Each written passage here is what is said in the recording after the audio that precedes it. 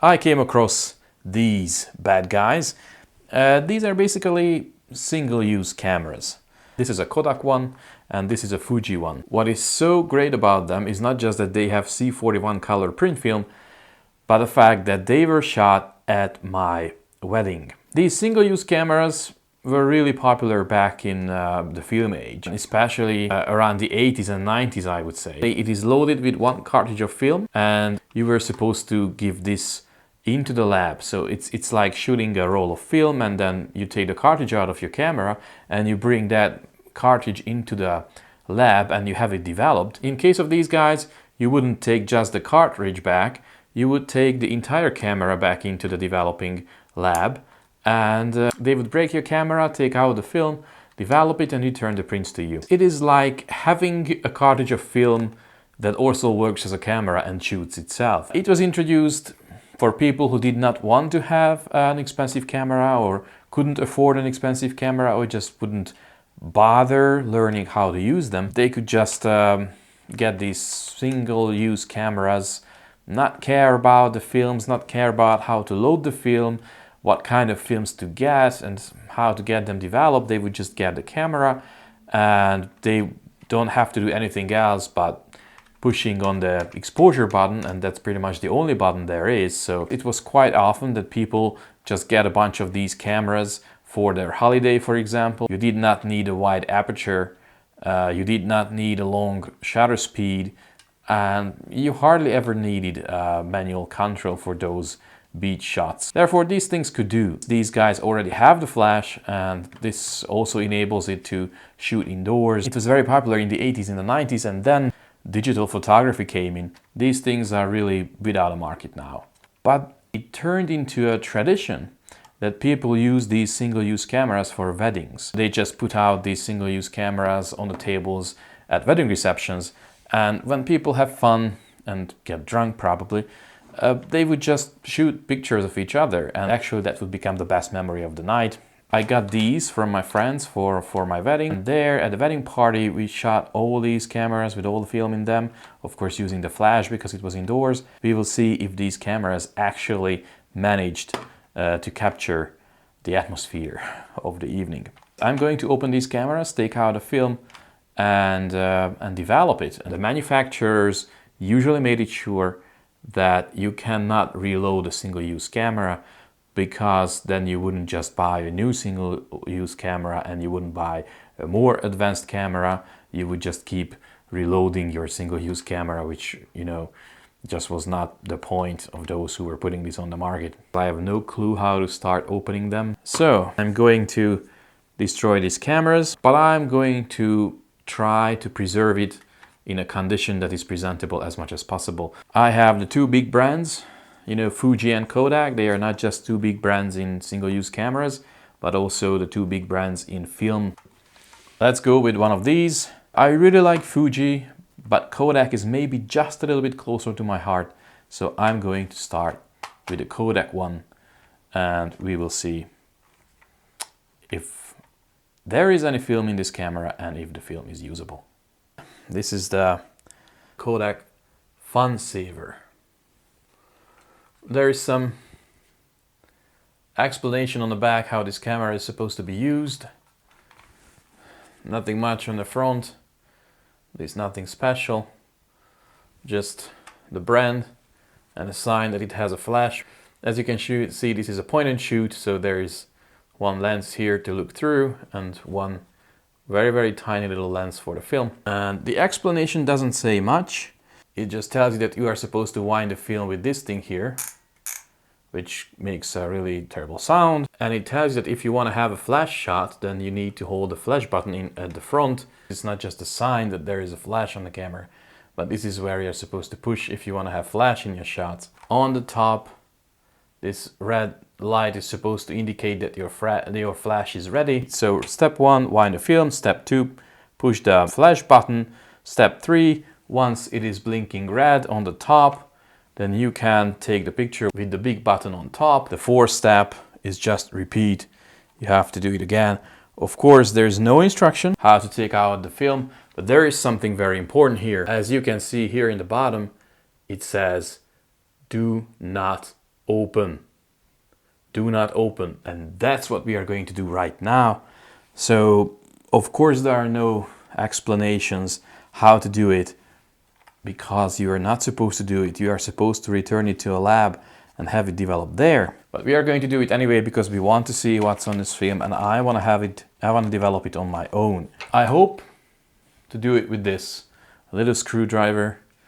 Very useful, and I hope that it's going to do the trick. Maybe first of all I should somehow get the battery out of this thing, because if it has a flash, it's supposed to have a battery. So maybe I should just get this label off. It comes off pretty easily. There. And here we have the battery compartment. So I think we should first of all unload the battery. I can see the battery. I have to break off the battery compartment door to get to the battery. There you go.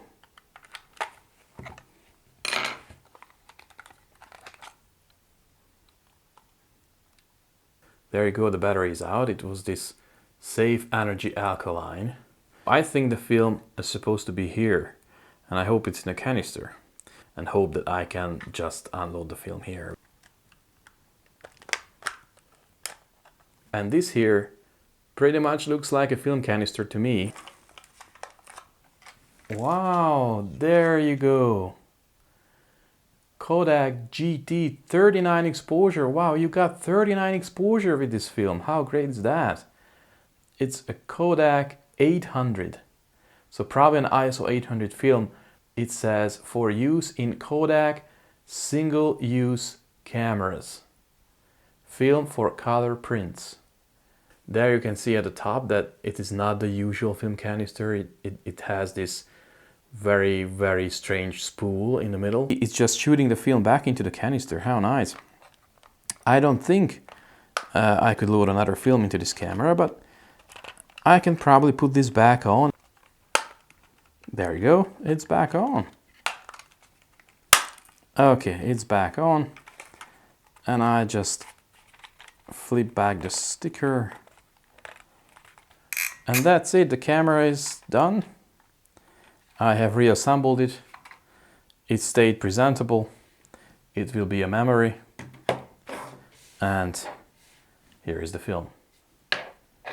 I have here the chemicals warming up. This is going to be a color print process, which means it's a C41 process. So here, that you might just not see so well, this is my C41 color developer. This is my bleach fix. These both are warming up right now, and they have to reach 38 degrees Celsius. This is my developing tank, which is waiting to get this film loaded. That is a Kodak ISO 800, very special roll. I will try to open this canister. Yeah, it took more time, but it's open now. I'm going to take out the film. So I'm gonna get my scissors, and I'm gonna cut off that end, so that the film will be nice and even. I will try to load this into the film reel. Oh wow, it goes in nice and easy.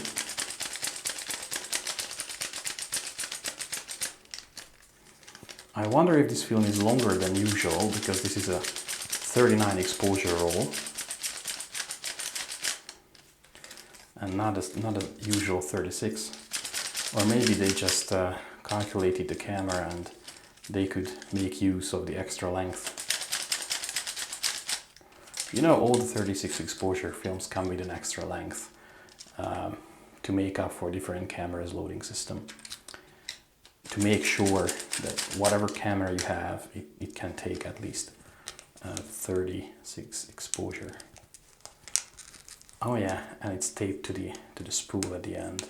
The film is loaded into the reel, and now I'm putting it into the tank.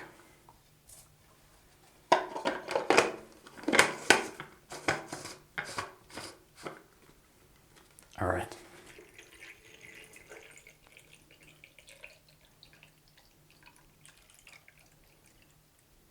What is very important with the color process is there is no washing, no rinsing between color developer and bleach fix.